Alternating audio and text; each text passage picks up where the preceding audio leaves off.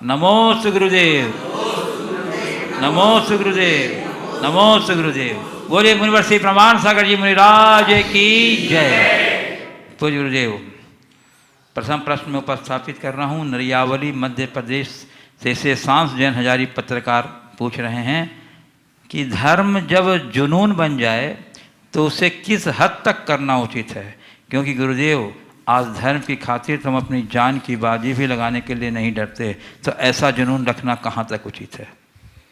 धर्म जब जुनून बन जाए तो उसे किस हद तक करना अपेक्षित है। देखिए, धर्म का जुनून होना चाहिए, लेकिन जुनून के साथ विवेक भी होना चाहिए। यथार्थ यही है कि जो जुनूनी होता है वही अपने लक्ष्य में आगे बढ़ पाता है। तो जुनून होना बुरा नहीं है, पर इतना ध्यान रखना है कि वो उन्माद का रूप न ले ले। जुनून एक प्रकार का उत्साह है, पर उत्साह और उन्माद में बड़ा अंतर है। मैं पूर्ण उत्साह के साथ अपनी ऊर्जा और शक्ति लगा करके धर्म के क्षेत्र में बढ़ूं, ये हर धर्मी की भावना होनी चाहिए। लेकिन वो ऐसा उन्मादी न बन जाए कि अपना विचार और विवेक ही खो बैठे और अपनी मर्यादाओं को तिलांजलि दे दे, इस बात को भूल जाए कि मैं धर्म कर क्यों रहा हूँ। यदि इतनी सारी बातें वो समझ कर चलेगा, तभी धर्म का सच्चा लाभ ले पाएगा। पूज्य गुरुदेव, मेरठ उत्तर प्रदेश से श्री अंबुज कुमार जैन पूछ रहे हैं, गुरुदेव मेरी जिज्ञासा यह है कि कोरोना वायरस से पहले प्रायः 25 से 30% व्यक्ति डॉक्टर के पास लाइन लगाए रखते थे, मगर कोरोना वायरस के बाद उन्हीं व्यक्तियों की सारी बीमारी स्वतः ही ठीक हो गई है। इसे क्या कहेंगे? मन की सोच या कोरोना का भय? देखिए, सबसे पहले तो इस बात का पूरा तथ्यात्मक रिपोर्ट होना चाहिए कि लोगों की सारी बीमारी कोरोना तक सीमित हुई है या नहीं। अभी तक ये बातें केवल आधारहीन चर्चाओं में है। ऐसा नहीं है कि अस्पतालों में और पेशेंट नहीं जा रहे हैं। लेकिन फिर भी ये बात सही है कि वर्तमान में बदली हुई लाइफ स्टाइल के कारण, खान पान में बदलाव के कारण कुछ परिवर्तन आया है, लोगों के स्वास्थ्य में परिवर्तन आया है। और ये परिवर्तन यदि आया है तो ये एक सकारात्मक संकेत है, और इसके आधार पर लोगों को प्रेरणा लेनी चाहिए कि हम अपने जीवन शैली में कैसा बदलाव लाएं। अपने खान पान, आचार विचार में हमें परिवर्तन लाना अपेक्षित है। मेरे ख्याल से इसमें अभी बहुत अनुसंधान और अन्वेषण अपेक्षित होगा, रिसर्च अपेक्षित होगा, जो ये बताएगा कि इस तालाबंदी के दौर में हुए परिवर्तन का हमारे शारीरिक स्वास्थ्य पर क्या असर पड़ा।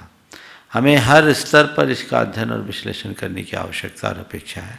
शारीरिक स्तर पर, भावनात्मक स्तर पर, आध्यात्मिक स्तर पर इसका क्या अंतर आया। आर्थिक स्तर के अंतर को तो लोग प्रायः रेखांकित कर ही रहे हैं, लेकिन हमें अन्य पहलुओं को भी ध्यान देना चाहिए, उन्हें नज़रअंदाज नहीं करना चाहिए। और एक तथ्यात्मक रिपोर्ट आने के बाद ही इस विषय में कुछ भी स्पष्टतया कहा जा सकता है। पूज्य गुरुदेव, गोपालगंज सागर से राजेश जैन आरआई कमिश्नर कार्यालय से बोल रहे हैं, सारे ब्रह्मांड में माँ ही पवित्र रिश्ता है, माँ ही जीवनदायिनी है, माँ ही निस्वार्थ सेवा का नाम है।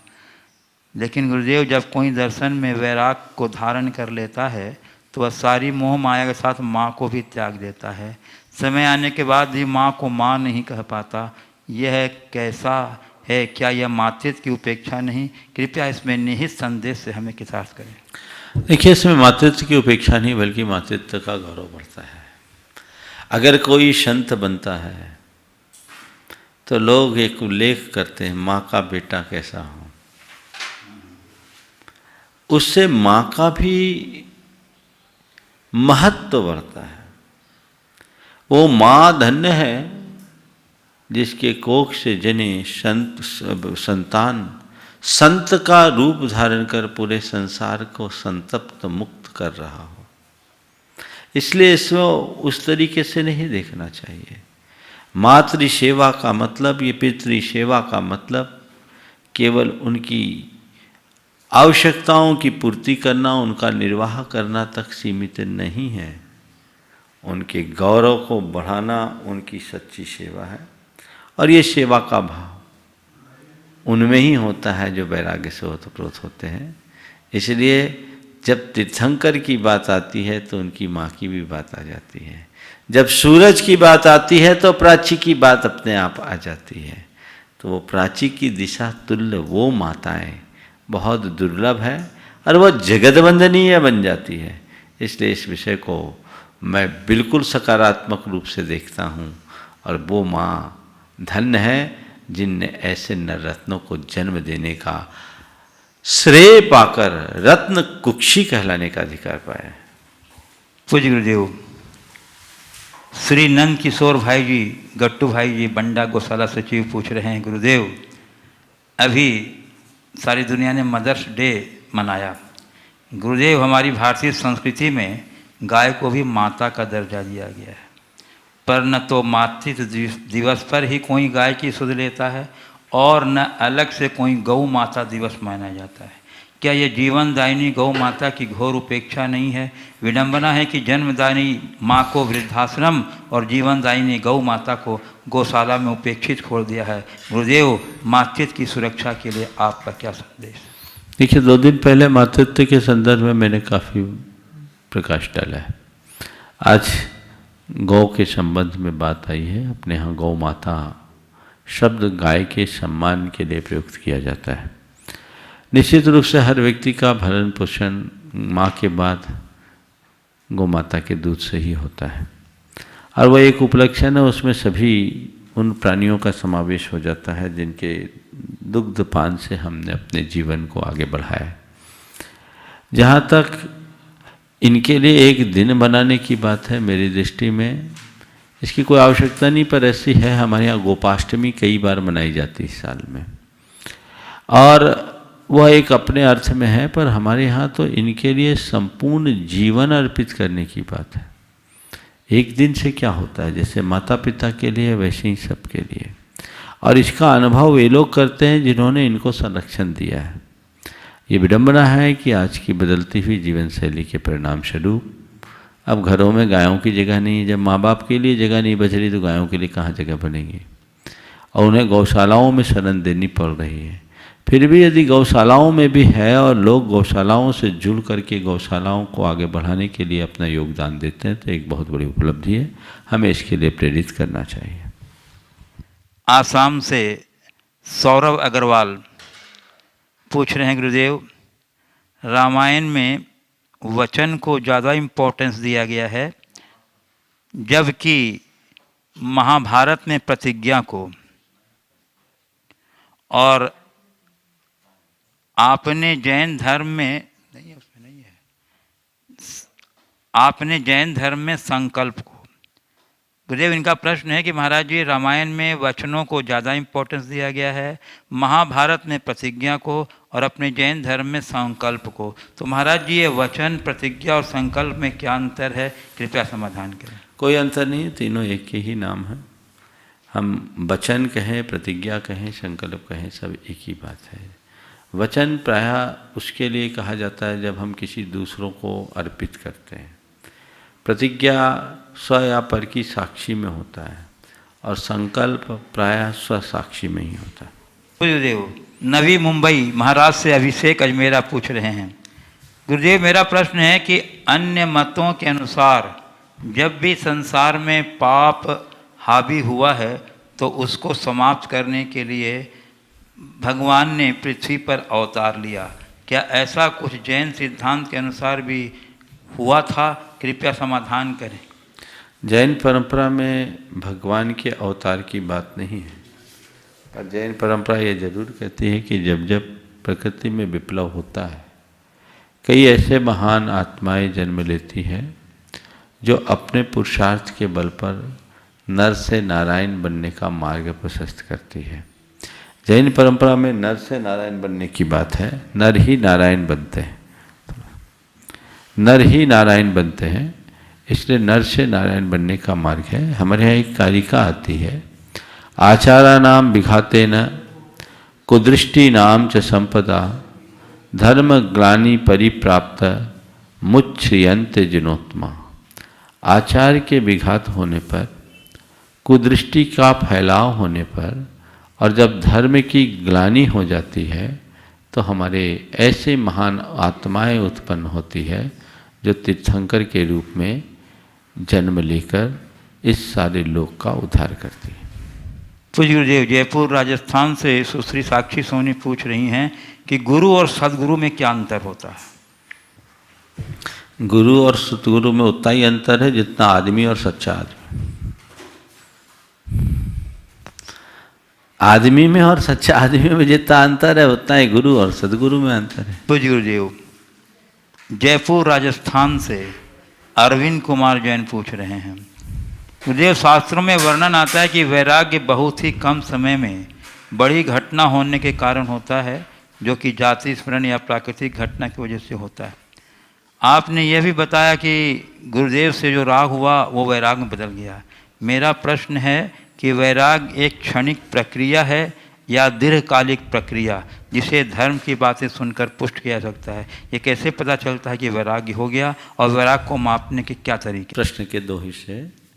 वैराग्य एक क्षणिक प्रक्रिया है या दीर्घकालिक प्रक्रिया जिसे शास्त्रों के अध्ययन से पुष्ट किया जा सकता है, और दूसरा ये कैसे मापा जाए कि हमें वैराग हुआ है या नहीं। बात ऐसी है, वैराग एक क्षणिक प्रक्रिया नहीं, वैराग जीवन का टर्निंग पॉइंट है। और ये तब होता है जब व्यक्ति के अंतर मन में दिशा बोध जागता है। जीवन और जगत की व्यवस्था को समझ लेने वाला व्यक्ति ही वैराग्य से ओतप्रोत हो पाता है।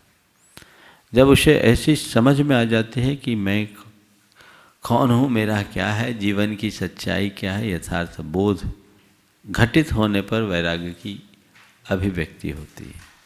आपने जो मेरे संदर्भ में कहा है कि गुरु से राग होते ही आपको वैराग हो गया, तो गुरु के राग का प्रभाव ऐसा हुआ कि बाकी संसार नीरस लगने लगा। जब व्यक्ति को परमार्थ अच्छा लगने लगता है तो बाकी सब नीरस लगने लगता है। इसी का नाम वैराग्य है। वैराग्य का मतलब केवल भेष का परिवर्तन नहीं, संसार और सांसारिकता के प्रति तटस्थता की उपलब्धि ही वैराग्य है। उस रुचि का बदल जाना ही वैराग्य है। राग रुचि को धर्म रुचि में बदल जाना अवैराग्य है। उससे व्यक्ति का रंग ढंग बदल जाता है। ये होता क्षणिक है, लेकिन इसका प्रभाव दीर्घकालिक होता है। हाँ, ये एक बात सही है कि उस वैराग्य की पुष्टि अगर सही अध्ययन, मार्गदर्शन, सत्संग मिलता रहे तो उसमें स्थिरता बनी रहती है। और यदि ऐसा न मिले तो वैराग्य नीचे भी आ सकता है। वैराग्य एक रूपांतरण का केंद्र बिंदु है, लेकिन ये हमेशा टिके, ये उस व्यक्ति पर निर्भर है जो अपने लक्ष्य पर किस स्तर से अडिग है। जो जितना लक्ष्योन्मुखी होता है उसका वैराग उतना सुदृढ़ होता है, और जो लक्ष्य विमुख होते हैं उनका वैराग अस्थिर होता है। तो हम लक्ष्योन्मुखी बनकर अपने वैराग को पुष्ट करें। पूज्य गुरुदेव, बाकी मध्य प्रदेश से श्री पारस नरेश चंद गोधा ट्रस्टी 52 गजा पूछ रहे हैं, निवेदन कर रहे हैं कि गुरुदेव आज हमारी शादी की सालगिरह है, आपके चरणों में नमोस्तु, और आपके आशीर्वाद से मेरा प्रश्न ये है कि उपदेश किसे कहते हैं और उपदेश किसे दिया जाता है, और भगवंतों ऋषि मुनियों के उपदेश ही प्रभावकारी क्यों होते हैं? उपदेश किसे कहते हैं, उपदेश किसे दिया जाता है, और भगवंतों ऋषि मुनियों के उपदेश ही इतने प्रभावकारी क्यों होते हैं? उपदेश क्या है? उपदेश का मतलब है स्वपर के हित के भाव से जो कुछ भी मार्गदर्शन है वो उपदेश है। उपदेश किसे दिया जाता है? उसे दिया जाता है जो अपने हित की आकांक्षा रखता है। जो हित की इच्छा रखता है उसे ही उपदेश देना चाहिए। जिसके हृदय में हित की इच्छा नहीं, वो उपदेश का अधिकारी नहीं। दूसरी बात, आपने पूछा ऋषि मुनि और संतों के उपदेश का ही प्रभाव अधिक क्यों होता? क्योंकि सच्चे अर्थों में उपदेश देने के वे ही अधिकारी हैं। आम व्यक्ति जो बोलता है वो उसके जीवन में घटे ये जरूरी नहीं, लेकिन ऋषि मुनि वही बोलते हैं जो उनके जीवन में घटता है, वो अपने आचरण में उतारते हैं। तो वाणी से ज़्यादा प्रभाव आचरण का होता है। सामने वाला कितनी भी अच्छी बातें कहे, वो आदर्श उसके जीवन में परिलक्षित ना हो तो उसे एक केवल बौद्धिक खुराक की तहत लोग सुनेंगे। लेकिन जब संतों के मुख से सुनते हैं तो उनके मुख से निकलने वाला केवल शब्द ही नहीं बोलता, उनका रोम रोम उपदेश देता है, वो बड़ा प्रभावकारी बन जाता है। कुछ दिन पहले मैंने कहा था कि आम व्यक्ति के मुख से निकलने वाला शब्द होता है और संतों के मुख से निकलने वाला वही शब्द मंत्र बन जाता है, क्योंकि उनके मुख से निकलने वाला हर शब्द उनकी अनुभूतियों से सना होता है। तो हमें उसी दृष्टि से इसे देखना चाहिए। पूज्य गुरुदेव, ग्राम भडराना से श्री कोमल चंद जी सिंह ही पूछ रहे हैं, गुरुदेव आज आपके चरण हमारे गांव में पड़े, हम धन्य हुए। गुरुदेव आपके चरण तब पड़े जब यहाँ के अधिकांश लोग गांव से बाहर हैं।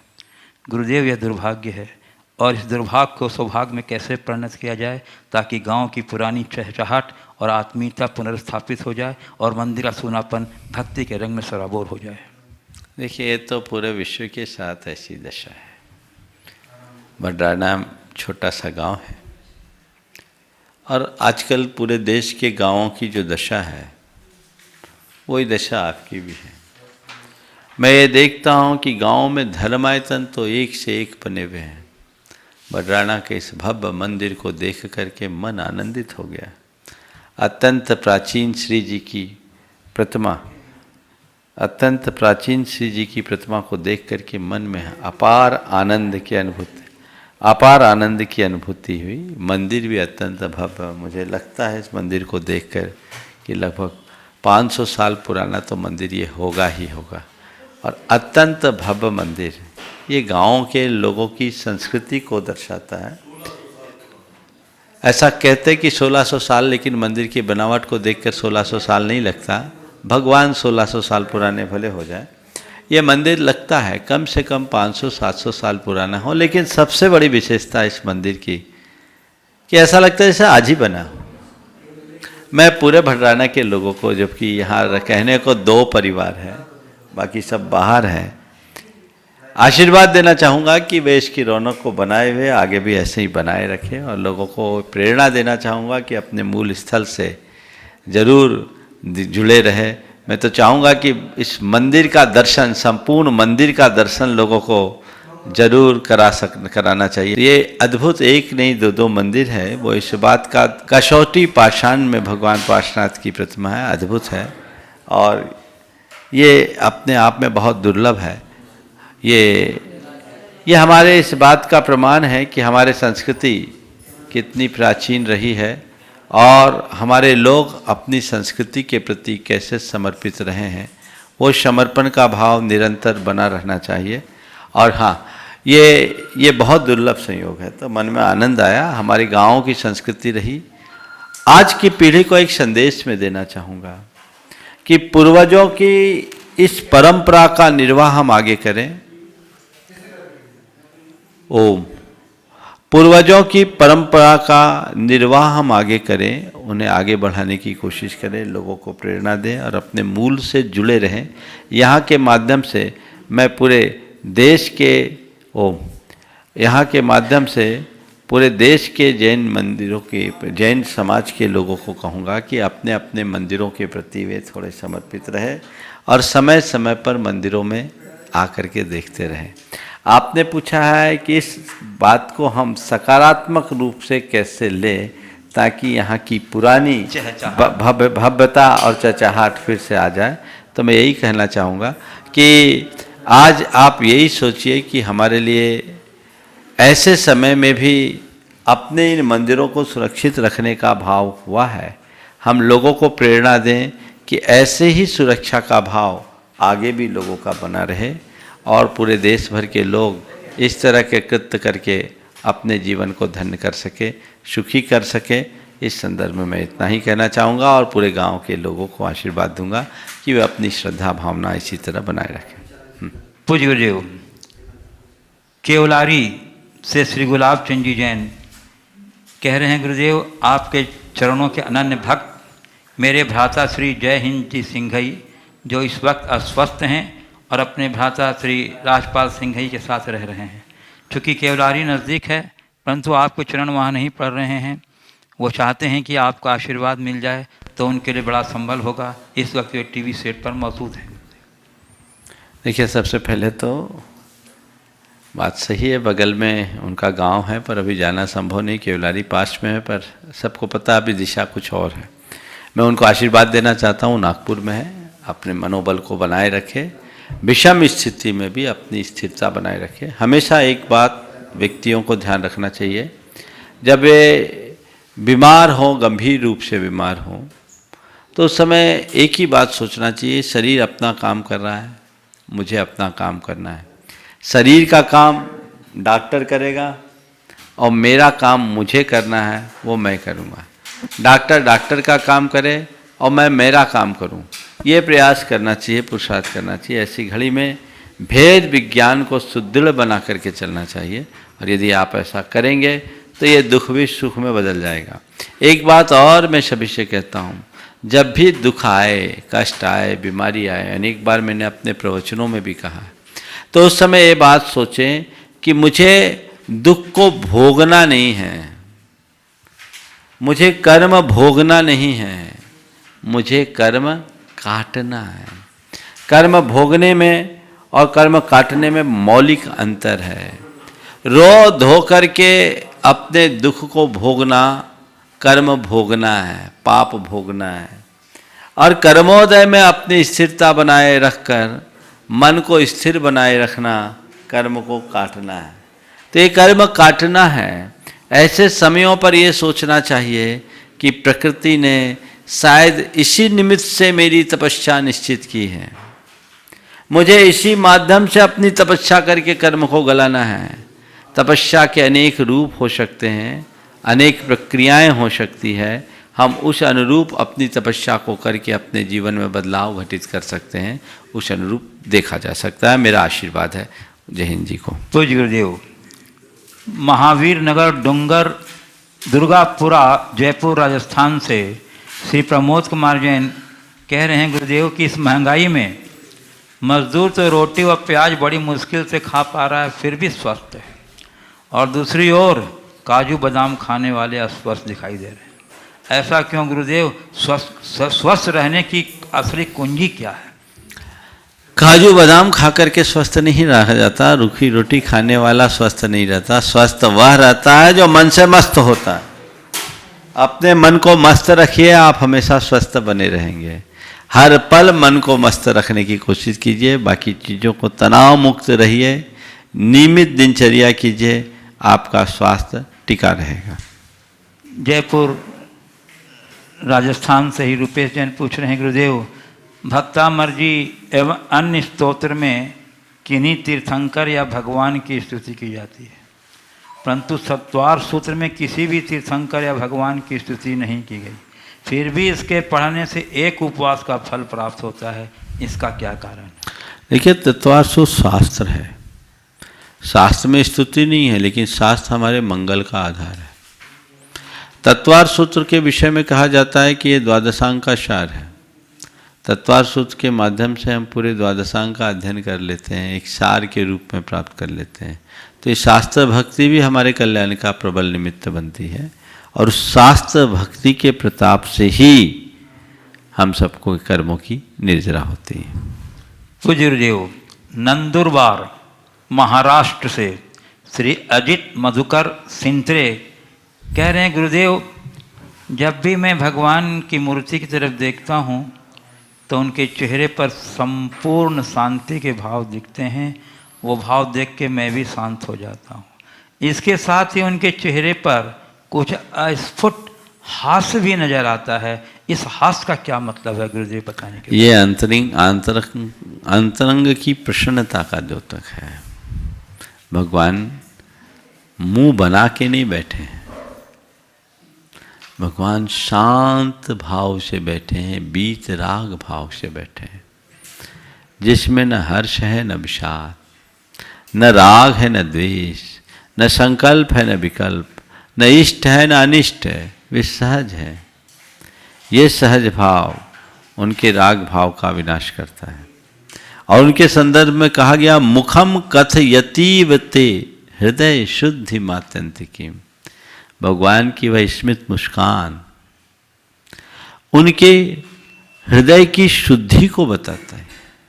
अंदर प्रसन्नता होगी तो चेहरे पर वो प्रसन्न का भाव निश्चित झलकेगा। वह प्रसन्नता जो सहज प्रसन्नता है, जो बिना किसी आकर्षण और विकर्षण के होने वाली प्रसन्नता है, वो उनमें बनी रहती। पूज्य गुरुदेव मंडला मध्य प्रदेश से हेमलता जैन जय कुमार जैन पूछ रहे हैं, गुरुदेव कभी कभी जीवन में जब धर्म, स्वाभिमान, सम्मान, प्रतिष्ठा और पारिवारिक दायित्व कर्तव्य की बात अवसर आए और कुछ कार्य करने में हम मन से तैयार न होते हुए हमें करना पड़े, तो गुरुवर इन घड़ियों में हमें क्या करना चाहिए? देखो, इतनी बातें, प्रश्न बहुत फैला हुआ है, इतना बिखरा हुआ सवाल नहीं होना चाहिए। प्रश्न को एक जगह सीमित करना चाहिए। मैं इतना ही कहूँगा, चाहे कैसी भी स्थिति हो, अपना धर्म, दायित्व और कर्तव्य का अनुपालन अवश्य करें। धर्म, दायित्व और कर्तव्य का अनुपालन अवश्य करें, और कर्तव्य और दायित्व के अनुपालन को ही अपना धर्म मान लें। ऐसी घड़ी में मान, सम्मान और स्वाभिमान की बात गौण करके चलना चाहिए। उसकी तरफ उतना ध्यान देने की ज़रूरत नहीं है। यदि ऐसा करेंगे तो बहुत अच्छा होगा। गुरुदेव, मेरी ये शंका है कि ऐसा क्यों होता है कि अगर कोई लोग हमसे कितना भी अच्छा बिहेव करे, हमारे लिए कितना भी करे, पर उनके प्रति हमारे परिणाम बिगड़े हुए ही होते हैं। और इसके विपरीत कोई इंसान कैसा भी बिहेव करे, हमारे परिणाम अच्छे रहते हैं उनके प्रति। तो ऐसा क्यों होता है? क्या इसमें हमारा कोई दोष होता है? और इसे किस प्रकार ठीक करें, प्लीज? देखिए, किसी व्यक्ति विशेष के प्रति हमारा जब पूर्वाग्रह बन जाता है तो उसकी अच्छाई भी हमें अच्छी नहीं लगती, और किसी के प्रति हमारा पूर्वाग्रह प्रेम जैसा बन जाता है तो उसकी बुराई भी हमें अच्छी लगती है। ये मन की परिणति का खेल है। जिससे प्रेम है उसके दोष भी गुण दिखते हैं, और जिससे द्वेष या घृणा है उसके गुण भी दोष लगते हैं। इससे बचने का एक ही उपाय है कि हम पूर्वाग्रह से मुक्त हों। अपने अंदर के पूर्वाग्रह को यथासंभव कम करें। जितनी जल्दी हम पूर्वाग्रह को कम करेंगे, हम अपने जीवन को उतना सुखी और सफल बना सकेंगे। और पूर्वाग्रह बांधे रहेंगे तो ये गांठ बनेगा, परिणाम हमेशा उल्टा होगा। आज प्रातःकाल जो बात मैंने अपने प्रवचन में कही थी, अगर उस उक्ति को भी बार बार दोहराए, गुण ग्रहण करने का भाव रखना शुरू करेंगे तो धीरे धीरे हमारा नज़रिया बदल सकेगा। पूज्य गुरुदेव, घाटा बिल्लौद, धार, मध्य प्रदेश से स्नेहा नीलेश जैन कह रही हैं, गुरुदेव आप अपने प्रवचनों में कहते हैं कि बच्चों को अंकुशयुक्त आज़ादी देनी चाहिए। गुरुदेव, यह अंकुशयुक्त आज़ादी क्या होती है? क्या यह लड़कियों तथा लड़कों दोनों के लिए होती है? हम लड़कियां किस प्रकार अपनी मर्यादा तय करें? मैंने दोनों के लिए कहा है। ये मेरा एक प्रवचन है, कैसे करें बच्चों की परवरिश। शायद उसी प्रवचन को सुनकर इन्होंने पूछा होगा। अंकुशयुक्त आज़ादी का मतलब बच्चों को इतना फ्री न छोड़ो कि वो चाहे जो कुछ कर सके, और बच्चों पर इतना नियंत्रण भी न डालो कि वो कुंठित हो जाए। उन्हें आप आज़ादी दो, लेकिन एक बाउंड्री लाइन खींचकर। चाहे बच्चा हो या बच्ची, माँ बाप को उनको बता देना चाहिए कि तुम्हारे जीवन की ये सीमा रेखा, ये लक्ष्मण रेखा है, इसका उल्लंघन नहीं होना चाहिए। इस मर्यादा के भीतर रहते हुए तुम्हें जो करना है सो करो। और उन्हें उस मर्यादा का बोध कराना चाहिए कि इस मर्यादा की महिमा क्या है और इससे हमारे जीवन की सुरक्षा क्या है। उस मर्यादा में धर्म मर्यादा, कुल मर्यादा, कर्तव्य मर्यादा सभी का समावेश हो जाना चाहिए। ऐसा कोई कार्य न हो जो हमारे नैतिकता और चारित्रिक दृष्टि से हमारे जीवन को लांछित करे। ये भावबोध लोगों के मन में अगर हमने बिठा दिया तो फिर ज़्यादा कठिनाई नहीं हो सकती। तो उस बात का हम ध्यान रखें। इसको हम अंकुश युक्त आज़ादी बोलते हैं। जैसे पेड़ के विकास के लिए ट्री गार्ड लगाया जाता है, तो ट्री गार्ड इसलिए लगाया जाता है कि मवेशी न चढ़े, पर ट्री गार्ड को कैसे लगाते हैं? पेड़ से एक दूरी पे, ताकि पेड़ हिल डुल भी सके। अगर एकदम पेड़ से चिपका करके ट्री गार्ड लगा दिया जाएगा तो पेड़ का विकास कठिन हो जाएगा। तो पेड़ से चारों तरफ एक घेरा होता है, उसमें वो ट्री गार्ड लगाया जाता है। तो इसी तरह हम स्वतंत्रता भी दें और अंकुश भी रखें। ना तो उन्हें निरंकुश छोड़ दें, उनको स्वैराचारी बनने दें, और न ही इतना नियंत्रण कर दें कि वे दबे, सहमे और कुंठित से महसूस करें। पूज्य गुरुदेव, नांदगांव नासिक महाराष्ट्र से स्तुति बड़जात्या कह रही हैं कि जैन धर्म के एक, अब इंग्लिश में लिखा है, जैग्नेटिक फोर्स को मेरा नमस्कार, जो है कि युवा के लिए सेंटर ऑफ अट्रैक्शन है। गुरुदेव, मेरा प्रश्न है कि हमें लगता तो बहुत है कि हम कोई धार्मिक क्रिया कर लें और हमारे जैन बिलीफ्स के साथ जिएं, और हम वह कर भी लेते हैं, पर गुरुदेव उन क्रियाओं के साथ कुछ परक्विजिट्स मिलते हैं, जैसे कि भगवान का नाम ले लो, कर्म की निर्जरा हो जाएगी, सद्गति हो जाएगी। तो गुरुदेव, यदि हम धर्म सिर्फ उन परक्विजिट्स के लिए करते हैं कि हमें पुण्य मिले, हमारी अच्छी गति हो, इसीलिए भगवान जी का नाम लेना, क्या ये सेल्फनेस नहीं होती है? ये किस हद तक सही है? देखिए, धर्म सेल्फलेसनेस के लिए नहीं है, प्यूरिफिकेशन के लिए। आम आदमी की भाषा में बातें जरूर कही जाती है कि पुण्य मिल जाएगा, कर्म कर जाएंगे, सद्गति मिल जाएगी, दुर्गति टल जाएगी, पर यह धर्म की बड़ी उथली व्याख्या है। धर्म का वास्तविक स्वरूप समझने और समझाने की आवश्यकता और अपेक्षा है। हम धर्म इसलिए न करें कि हमें पुण्य मिले, हम धर्म इसलिए करें कि जीवन पुण्य बने, अंतस्करण का शुद्धिकरण हो, जीवन का रूपांतरण हो, चित्त में निर्मलता और आत्मा में पवित्रता है। ये दृष्टिकोण होना चाहिए। और पुण्य बनाने के लिए धर्म करो, पुण्य कमाने के लिए नहीं। पर आम आदमी को ये सब चीजें समझ में कम आती, इसलिए उनको इस तरह का आकर्षण दिया जाता है, जो एक यथार्थ है कि कर्म की निर्जरा भी होती है और सद्गति मिलती, इसमें संशय नहीं है। और लोग इसे एक लाभ के रूप में आकर्षण उत्पन्न करने के लिए, लोगों के लिए धर्म प्रेरित करने के लिए व्याख्या करते हैं। पर मेरा मानना है ये व्याख्या अब नहीं चलेगी। अब तो हमें ये दिखाना चाहिए कि धर्म करने से हमारे आत्मा में क्या परिवर्तन आता है, जीवन में कितना बड़ा सकारात्मक बदलाव आता है और आ रहा है। मेरे संपर्क में ऐसे सैकड़ों युवक हैं, युवतियां हैं, जिनने धर्म करके अपने जीवन को बदला है। जहाँ तक सवाल है आलंबनों का, चाहे तीर्थंकरों का हो, चाहे मंत्रों का हो, चाहे स्तोत्र पाठों का हो, ये एक आलंबन है और इनकी उपादेयता को नकारा नहीं जा सकता। इन आलंबनों से हमारी भावदशा में बदलाव आता है, जीवन में सकारात्मक परिवर्तन होता है। कुछ चीज़ों का तो फोनेटिक इफेक्ट भी बहुत होता है। विज्ञान इन सब बातों को अपनी सम्मति भी देता है। मैंने अनेक बार इस विषय में प्रकाश डाला है, आज उसकी पुनरुक्ति नहीं करूँगा। लेकिन ये बातें हमें समझना चाहिए और हमें ये मानना चाहिए कि मेरा धर्म मेरी क्रिया नहीं है, मेरी साधना है, मेरे जीवन के रूपांतरण की साधना, और मुझे बदलना है। मैं स्वयं को बदलने के लिए धर्म कर रहा हूँ। अगर वो बदलाव घटित नहीं हुआ तो मैं सब कुछ करके भी धर्म के वांछित परिणाम से वंचित रह गया। पूज्य गुरुदेव, सिलचर आसाम से श्री नवीन जैन भेज रहे हैं, गुरुदेव इस जीवन में प्रेम की बहुत गहरी परिभाषा है। प्रेम में इतनी ताकत है कि हम किसी का भी दिल जीत सकते हैं। प्रेम से हम बुरे को भी अच्छा बना सकते हैं। प्रेम को हम अपने गहराई से समझें तो पूरी दुनिया को जीत सकते हैं। पर कहते हैं प्यार एक ऐसा तोहफा है, अगर हम देने लग जाएं तो बेजुबान भी झुक जाया करते हैं।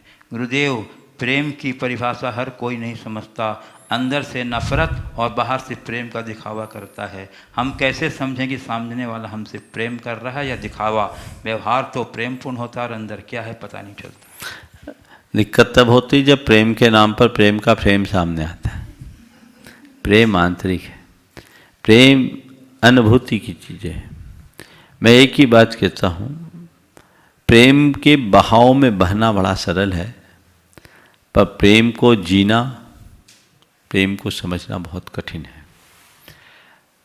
ज़्यादातर जिसे प्रेम कहा जाता है वो या तो यौवनजन आकर्षण होता है या स्वार्थपूर्ण अनुबंध है।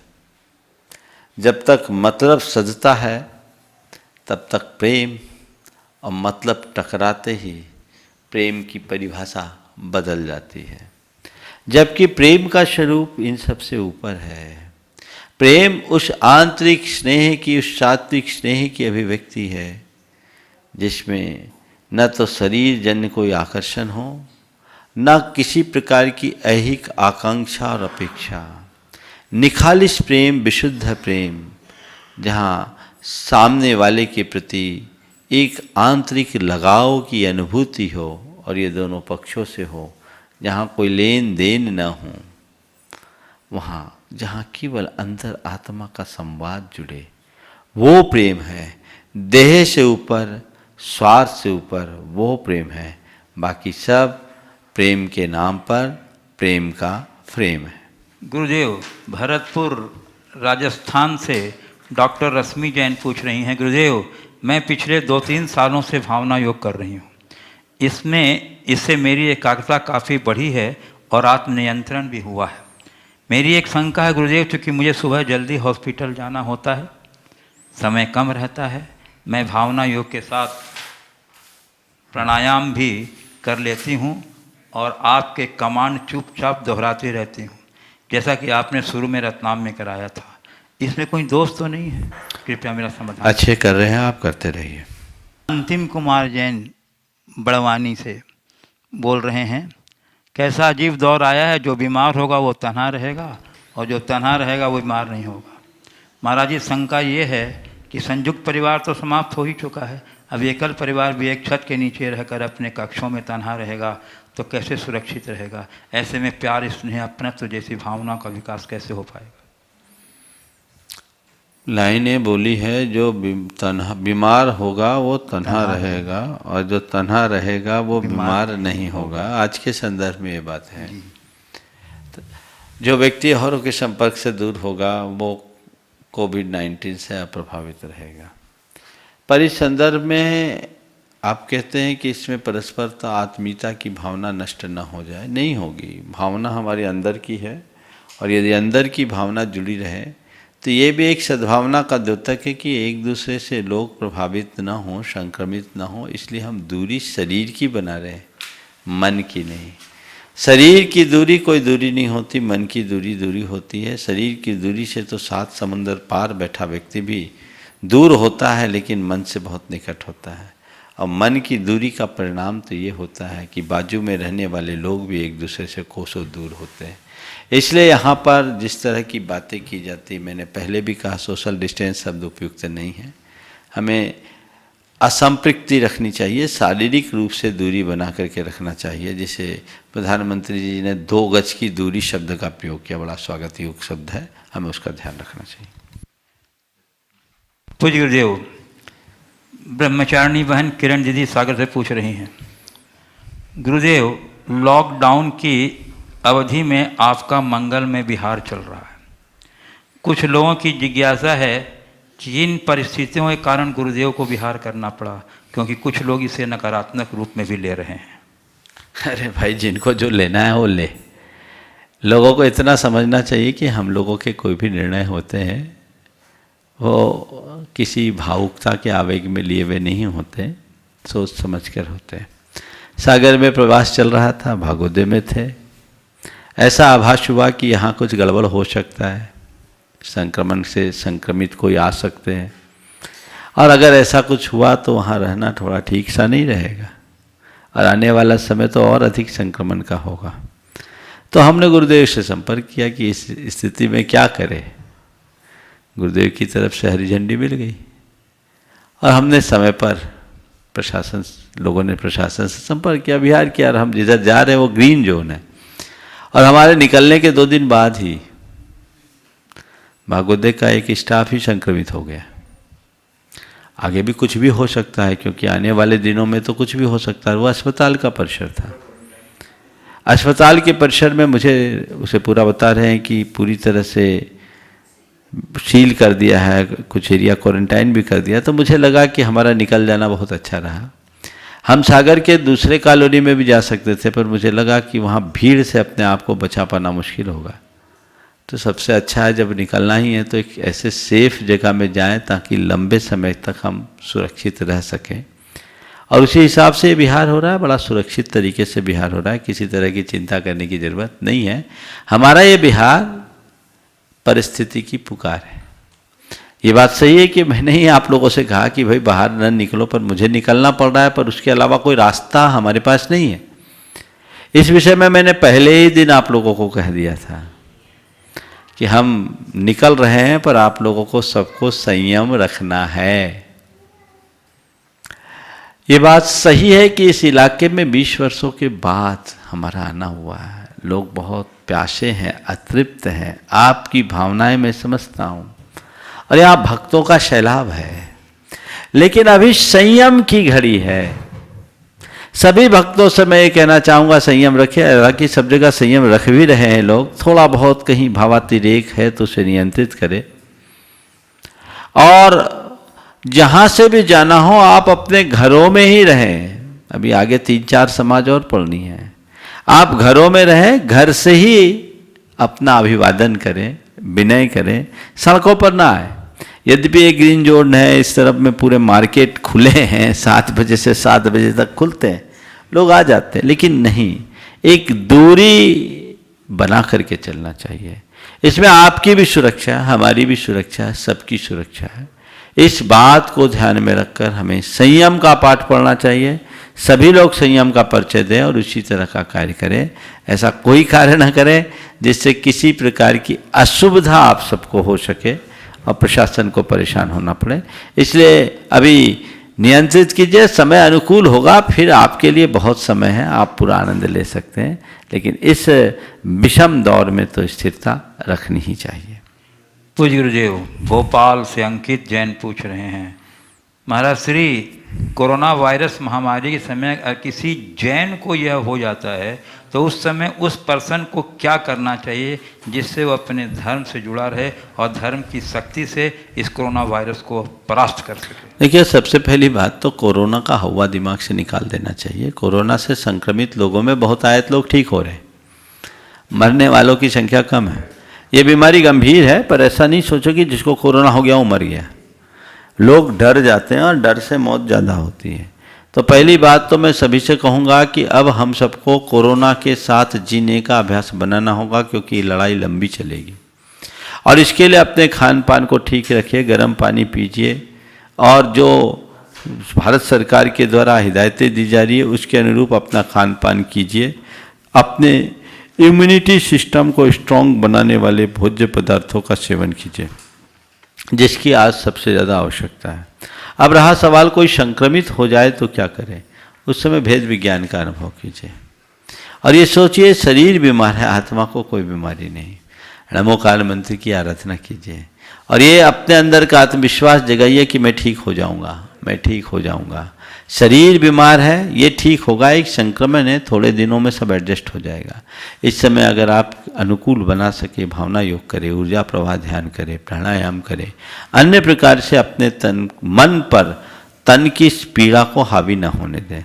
यदि ऐसा आप करेंगे तो निश्चित रूप से उसके बहुत अच्छे परिणाम आएंगे। गुरुदेव, रायपुर छत्तीसगढ़ से राजकुमार जैन पूछ रहे हैं, गुरुदेव, 6 डाला में 34 ढाल में आया है कि जल मृतिका बिन और ना ही कुछ गहे अदत्ता।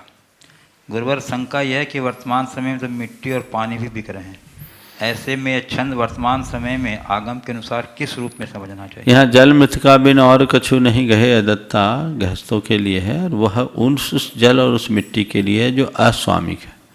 जो सस्वामिक है उसकी कोई व्यवस्था नहीं, ओम। इंदौर से नीता बगड़िया पूछ रही हैं गुरुदेव की, भक्तामर स्तोत्र संस्कृत को कुछ लोग 5 मिनट में पढ़ लेते हैं, कुछ लोग 10 मिनट में पढ़ते हैं, कुछ 20 मिनट में पढ़ते हैं, तो क्या सबको एक समान पुण्य मिलता है? इसको पढ़ने का सही ड्यूरेशन है क्या? जो हड़बड़ में पढ़ते हैं उनको हड़बड़ी का पुण्य मिलता है, और जो ठीक से पढ़ते हैं उनको सही पुण्य। 5 मिनट में भक्तामर पढ़ना ही है, खटपट पट आधा खाएंगे आधा गाएंगे, क्या होगा उससे? विशुद्धि के साथ, प्रसन्नता के साथ पूरा पाठ करना चाहिए। गुरुवर, ये बिनौरी बागपत उत्तर प्रदेश से नितिन जैन कह रहे हैं, किसी ने बहुत ही सही बात कही है कि अच्छे दोस्त सफ़ेद रंग की तरह होते हैं, और सफ़ेद रंग में कोई भी रंग मिलाएं तो एक नया रंग बनता है, लेकिन सारे रंग भी मिलकर सफ़ेद रंग नहीं बना सकते। इसलिए एक अच्छा दोस्त जब भी रूठे मना लेना चाहिए, क्योंकि कीमती मोतियों की माला जितनी भी बार टूटती है उसे धागों में पिरोकर उतनी बार तैयार कर लिया जाता है। तो महाराज श्री एक अच्छा दोस्त कैसे बनाए? अनेक बार इस विषय में प्रकाश डाला, विचार बहुत अच्छा है। मंजू जैन भोपाल मंदिर से पूछ रही हैं कि जब किसी की मृत्यु होती है तो ये कहा था कि इसकी आँख खुली हुई है तो मनुष्य गति प्राप्त हुई, मुंह खुला हुआ है तो नरक गति मिली, कान मुड़े हुए हैं तो देवगति मिली। मेरा प्रश्न ये है महाराज कि इससे किस प्रकार से अंदाज लगाया जाता है कि इनको क्या गति मिली? ये रिष्ट है, रिष्टों के लक्षण बताए गए हैं शास्त्रों में, और उससे किस स्थान से प्राण निकले हैं उसके आधार पर एक अनुमान लगाया जाता है, पर ये पूरी तरह 100% सही ही हो ऐसा नहीं कहा जा सकता। तो गुरुदेव इंदौर से ही रुचि कोथा पूछ रही हैं कि गुरुदेव पाठ, स्तुति और स्तोत्र में क्या अंतर है? अगर अंतर है तो इनका अर्थ क्या है, और इन सब को कब और कैसे बोलना चाहिए? इनका प्रभाव क्या अलग अलग होता है? पाठ, स्तुति और स्तोत्र। पाठ, जब हम किसी भी पाठ को करते हैं उसमें मंत्र पाठ भी होता है, स्तोत्र पाठ भी होता है, केवल उच्चारण का नाम पाठ है। स्तुति अपने इष्ट के गुणों के बखान को स्तुति कहते हैं, और वही स्तुति जब अनेक छंदों में परिवर्तित हो जाती है तो स्तोत्र हो जाता है। तो ये स्तोत्र स्तुति का बड़ा रूप है। हम स्तुति भी पढ़ सकते हैं, पाठ भी पढ़ सकते हैं, और स्तोत्र भी पढ़ सकते हैं। जब ये केवल मौखिक हो तो पाठ है, और जब यही अपने मन से जुड़ जाए तो स्तुति में परिवर्तित हो जाता है। गाड़रवाड़ा मध्य प्रदेश से मिली जैन पूछ रही हैं गुरुदेव, जैन समाज की संख्या निरंतर घटती जा रही है, ऐसी स्थिति में गुरुजनों के द्वारा कम आयु के दंपतियों को संयम प्रदान किया जा रहा है, तो क्या ये दोहरा मापदंड नहीं है? संयम प्रदान करने की कोई उम्र निश्चित नहीं हो सकती है? कम उम्र के दंपतियों को संयम प्रदान किया जा रहा है तो क्या बात होगी? जो ज़्यादा उम्र के हैं वो संतान थोड़ी उत्पन्न कर रहे हैं। संतति का विकास होना चाहिए, और मान्य मर्यादाओं के अनुरूप। कृत्रिम तरीके से संतति का नियंत्रण नहीं होना चाहिए, स्वाभाविक तरीके से होना चाहिए, और संयम की कोई उम्र नहीं, जब जागे तभी सवेरा। डॉक्टर अजीत कुमार जैन भोपाल से पूछ रहे हैं गुरुदेव, मैं 65 वर्ष का हूँ और लगभग 2 वर्ष से मेरी धर्म पत्नी विगत 3 माह से आपके भोपाल प्रवास के दौरान से भावना योग कर रहे हैं। मुझे इसके प्रयोग से नकारात्मक सोच को सकारात्मक बनाने में बहुत मदद मिली है। मेरी शंका ये है कि मूर्ति में मूर्तिमान को कैसे अनुभव में लाएं? क्या भावना योग इसमें कारगर हो सकता है, तो किस प्रकार? देखिए, मूर्ति में मूर्तिमान के दर्शन हमारी श्रद्धा के फल से है। बुद्धि से भगवान के दर्शन करोगे तो मूर्ति दिखेगी, और श्रद्धा से भर के देखोगे तो मूर्तिमान। मैं एक घटना बताता हूँ। मैं एक जगह भगवान के दर्शन कर रहा था, बाजू में गुरुदेव की तस्वीर लगी थी। एक भक्त आया और वह सीधे गुरुदेव के चरण को छू करके ढोक देने लगा। मैंने उससे कहा कि भाई, चित्रों की वंदना हमारी परंपरा नहीं है, चित्रों को नमन नहीं करते। उसने कहा, महाराज मुझे चित्र दिखते ही नहीं, मुझे गुरुदेव दिखते हैं तो मैं रह नहीं सकता, मैं क्या करूं? मैं प्रणाम करता हूं। उसके प्रश्न का मेरे पास कोई जवाब नहीं था। उसे चित्र नहीं दिख रहा है, उसे गुरुदेव दिख रहे हैं, हमें चित्र दिख रहा है, तो उसकी आस्था है। तो ऐसे जिस दिन भगवान के प्रति आस्था जम जाएगी तो मैं मूर्ति में मूर्तिमान के दर्शन हो जाएंगे। गुरुदेव, ये निशांत जैन मुंबई से कह रही हैं, भावना योग में हम बोलते हैं मैं विरोध मुक्त हूँ, लेकिन गुरुदेव हमारे साथ कुछ गलत हो तो विरोध करना भी पड़ता है, नहीं हो तो सामने वाला उसका गलत फायदा भी उठा सकता है। तो ऐसे में मैं विरोध मुक्त हूँ, इस बोलने की क्या उचितता है, इसका समाधान करें। यहाँ विरोध मुक्त, वैर मुक्त, विरोध मुक्त, विद्वेष मुक्त सहज जीवन होना चाहिए। जिस घड़ी हम ये बोल रहे हैं उस घड़ी अपने आप को विरोध मुक्त महसूस करें, किसी के प्रति वैर की गांठ हम न बांध पाए, हमारा मन निर्मल हो, मन साफ हो। कदाचित किसी का प्रतिरोध हो भी तो उस घड़ी उसे प्रेम से प्रतिरोध करने की कोशिश करें। हिंसक प्रतिरोध या प्रतिशोध की भावना अंततः हमारे लिए हानिकारक है, हमें उससे बचना चाहिए और हम अपने आप को बैर विरोध से मुक्त करके चलेंगे, तभी अपने जीवन को सफल और सुफल बना सकेंगे।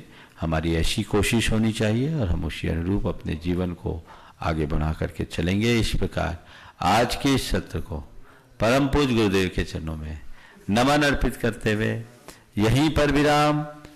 बोलिए परम पूज्य आचार्य गुरुवर श्री विद्यासागर जी महाराज। बोलिए परम श्री प्रमाण सागर जी महाराज की जय।